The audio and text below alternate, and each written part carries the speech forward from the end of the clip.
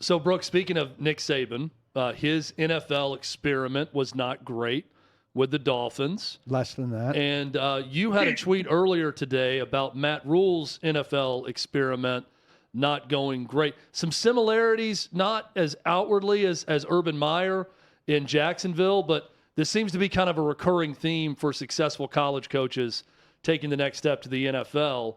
What are you hearing on Matt Rhule in Carolina? I mean, the guy drew my final straw last year when he fired Joe Brady as, in my eyes, a scapegoat trying to save his job. Now we got him in Buffalo. I'm a Bills fan, so I can't complain one bit about it. But I did have a couple of friends, including Joe Brady, on the staff in Panthers last year. None this season, so not sure what's going on there this season, but I can't imagine it's that different. Just culture issues is what I heard. Horrendous. Mentioned multiple times they couldn't see him winning any games with how terrible the work environment was.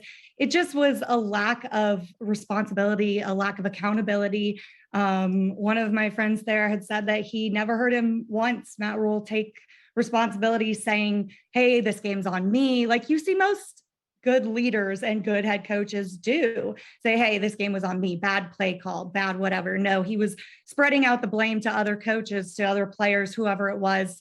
Just not a good culture. And as I'm sure you guys know, in coaching, chemistry is everything. If you have good chemistry on a coaching staff, you're going to get through some really tough times together, and you're probably going to be able to get to the playoffs, if not get to that championship game. And you see that time and time again. Most of the teams that do get there have great chemistry. All the coaches can trust each other.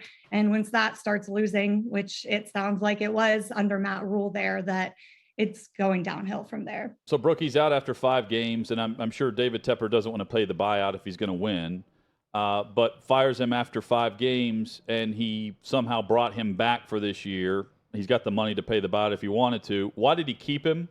And it was the worst-kept secret that the hot seat was extremely hot for Rhule anyway. Is it par for the course that you thought that, based on what you know and who the coaches you've talked to, that it could happen this soon?